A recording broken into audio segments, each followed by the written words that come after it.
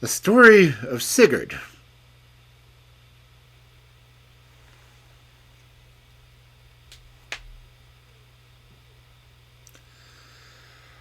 Once upon a time there was a king in the north who had won many wars, but now he was old.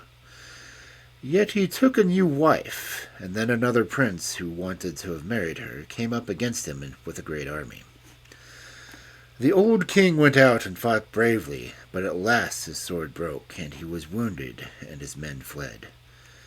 But in the night, when the battle was over, his young wife came out and searched for him among the slain. And at last she found him, and asked whether he might be healed. But he said, no, his luck was gone, his sword was broken, and he must die. Then he told her that she would have a son, and that the son would be a great warrior and would avenge him on the other king, his enemy. Then he bade her keep the broken pieces of the sword and make a new sword for his son, and that blade should be called Gram. Then he died, and his wife called her maid to her and said, let us change his clothes, and you shall be called by my name, and I by yours, lest the enemy find us. So this was done, and they hid in the wood. But some other strangers met them and carried them off in a ship to Denmark. And when they were brought before the king, he thought the maid looked like a queen, and the queen like a maid. And so he asked the queen, how do you know in the dark of night whether the house hours are wearing to the morning? And she said, I know because when I was younger I used to rise with the light of the fires and still awaken at the same time. A strange queen to light the fires, thought the king. Then he asked the queen, who was dressed like a maid, how do you know in the dark of the night whether the hours are wearing near the dawn? My father gave me a gold ring, she said, and always ere the dawning it grows cold on my finger. A rich house where the maids wore gold, said the king. Truly you are no maid, but a king's daughter. So he treated her royally, and as time went on she had a son called Sigurd, a beautiful boy and very strong. He had a tutor to be with him, and once the tutor bade him to go to the king and ask for a horse. Choose the horse for yourself, said the king, and Sigurd went to the wood, where he met an old man with a white beard, and said, Come, help me in the horse choosing. And the old man said, Drive all the horses into the river, and choose the one that swims across. So Sigurd drove them, and only one swam across. Sigurd chose him. His name was Grani, and he came Sleipnir's breed, and was the best horse in the world. For Sleipnir was the horse of Odin, the god of the north, and was as swift as the wind. But a day or two later his tutor said to Sigurd, There is a great treasure of gold hidden not far from here, and it would become you to win it. But Sigurd answered, I have heard stories of that treasure, and I know that the dragon Fafnir guards it, and he is so huge and wicked that no man dares to go near him. He is no bigger than other dragons, said the tutor, and if you were as brave as your father, you would not fear him. I'm no coward, said Sigurd. Why do you want me to fight with this dragon? Then his tutor, whose name was Ragan, told him that all his great hoard of red gold had once belonged to his own father. And his father had 3 sons. The first was Fafnir, the dragon. The next was Otter, who could put on the shape of an otter if it liked. And the next was himself, Ragan, and he was a great smith and maker of swords. Now there was at that time a dwarf called Andvari, who lived in a pool beneath a waterfall, and there he had hidden a great hoard of gold. And one day Otter had been there fishing, and had killed a salmon and eaten it, and was sleeping, like an otter, on a stone. Then someone came by and threw a stone at the otter and killed it, and flayed off its skin, and took it to the house of Otter's father. Then he knew his son was dead, and to punish the person who had killed him, he said he must have the otter's skin filled with gold, and covered all over with red gold, or it should go the worse for him. Then the person who had killed Otter went down and caught the dwarf who owned all the treasure and took it from him. Only one ring was left, which the dwarf wore, and even that was taken from him. Then the poor dwarf was very angry, and prayed that the gold might never bring any but bad luck to all men who might own it forever.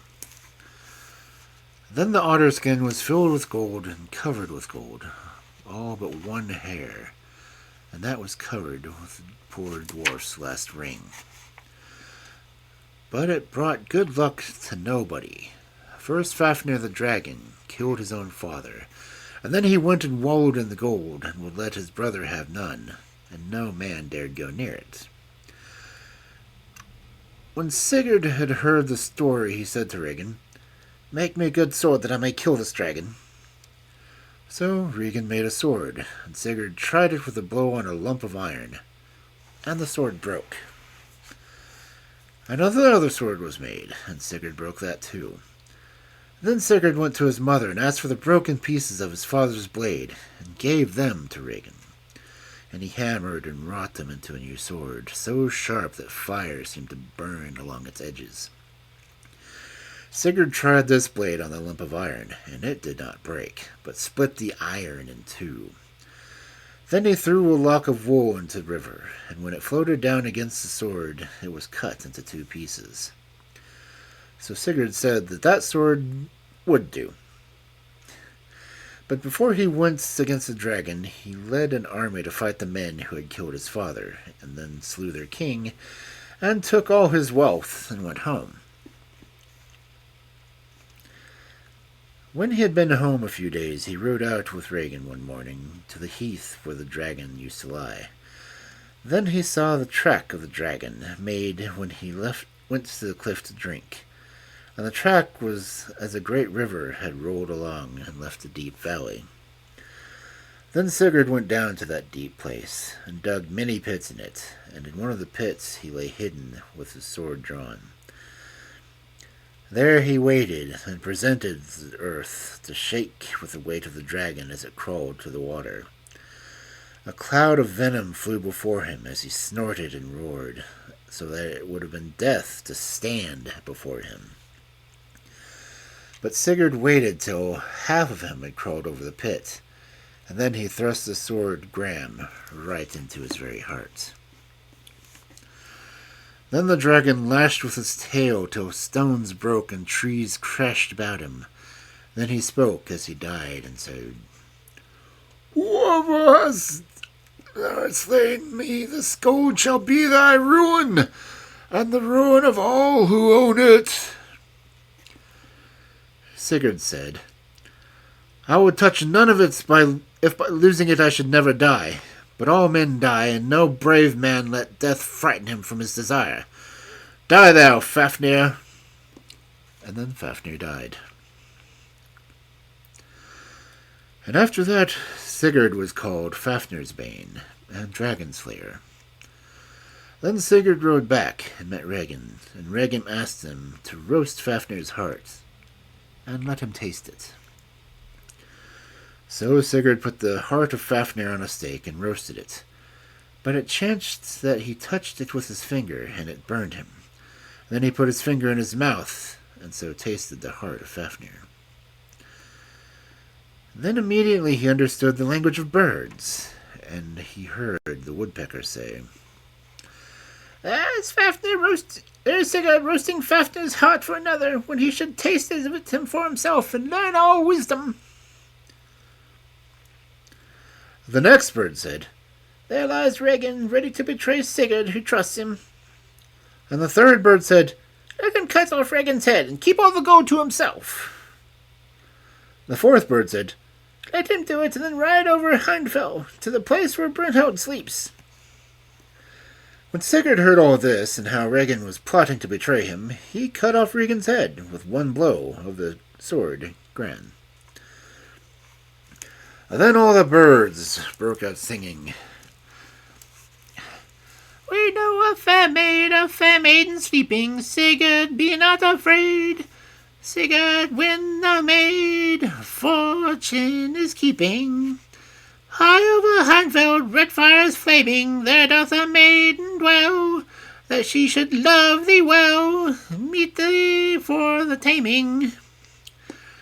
There must she sleep till thou comest awaking. Rise up and ride, for now she will swear the vow, fearless of breaking.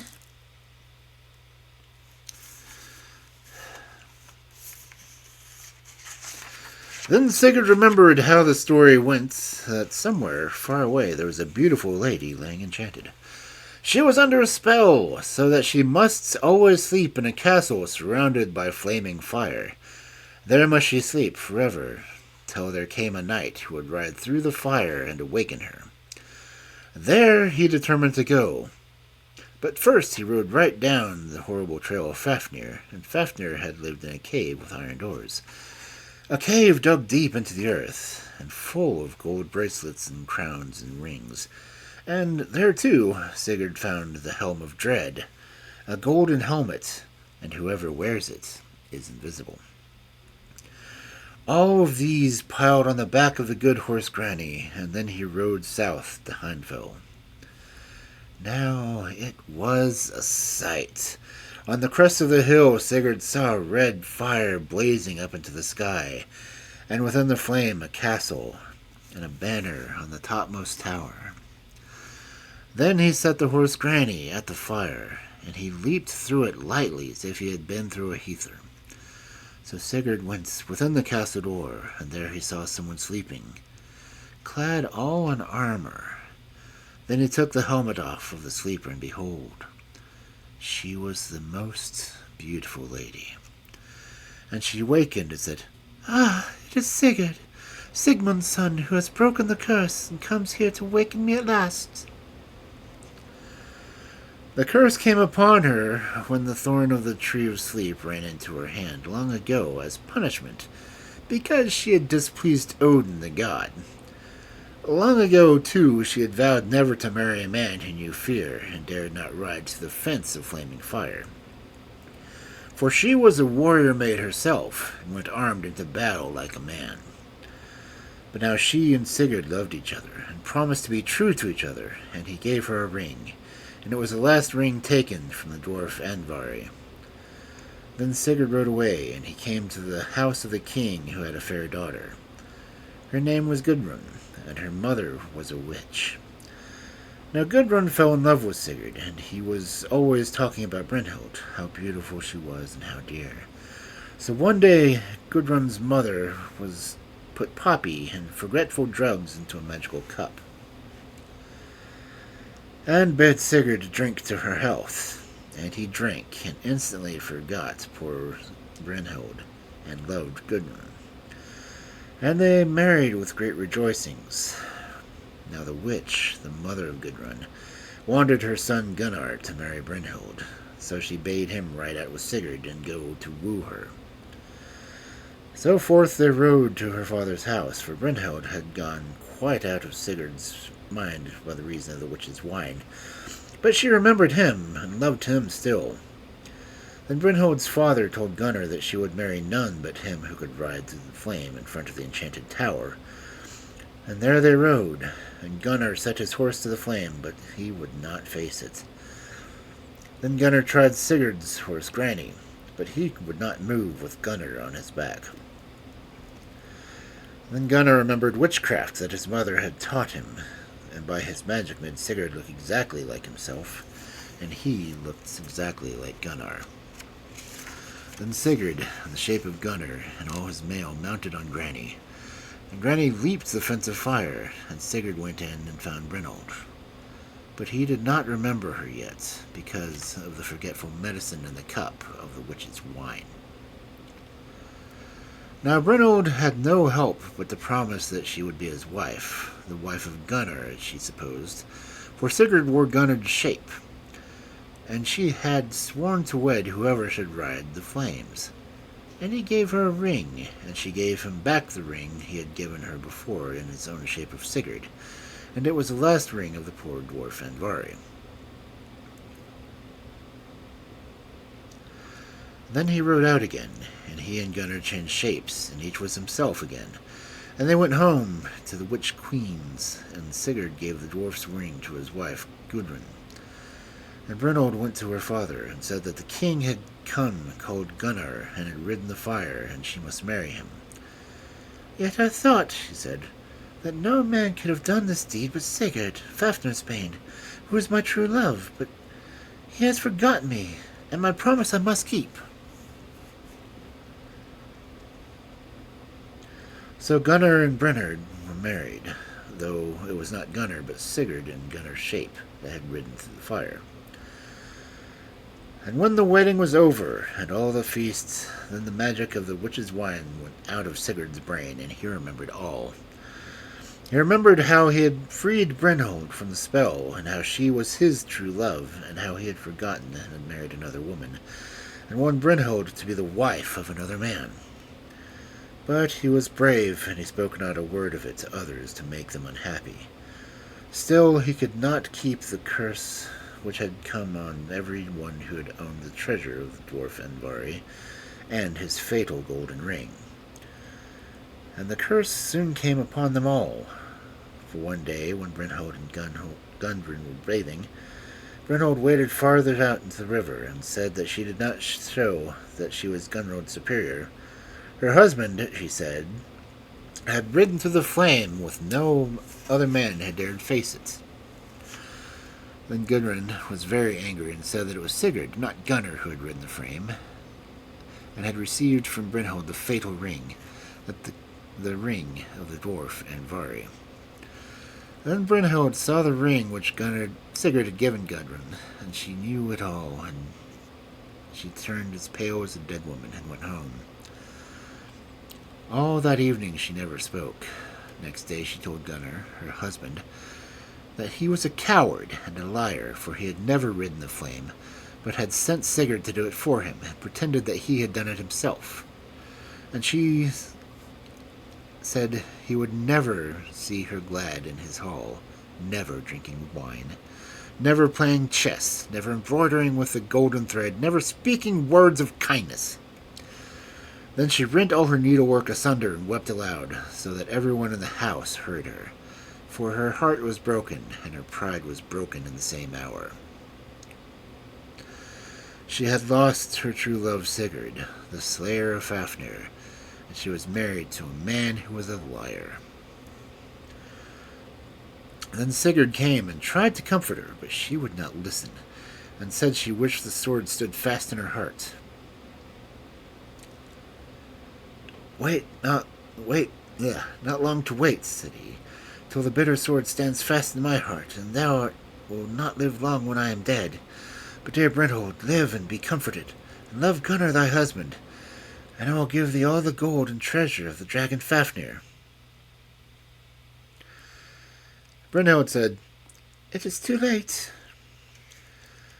Then Sigurd was so grieved, and his heart so swelled in his breast, that it burst the steel rings of his shirt of mail. Sigurd went out, and Brynhild determined to slay him. She mixed serpent's venom and wolf's flesh, and gave them in one dish to her husband's younger brother. And when he had tasted them, he went mad, and went to Sigurd's chamber while he slept, and pinned him to the bed with a sword. But Sigurd woke, and caught the sword Gram into his hand, and threw it at the man as he fled, and the sword cut him in twain. Thus died Sigurd, Fafnir's bane, whom no 10 men could have slain in a fair fight. Then Gudrun wakened, and saw him dead, and she moaned aloud. And Brynhild heard her and laughed. But the kind horse Granny lay down and died of grief. And then Brynhild fell weeping till her heart broke. And so they attired Sigurd in all his golden armor, and built a great pile of wood on board his ship, and at night laid it on the dead Sigurd and the dead Brynhild and the good horse Granny, and set fire to it, and launched the ship. and the wind bore it blazing out to sea, flaming into the dark. So there were Sigurd and Brynhild burned together, and the curse of the dwarf and Varney was fulfilled.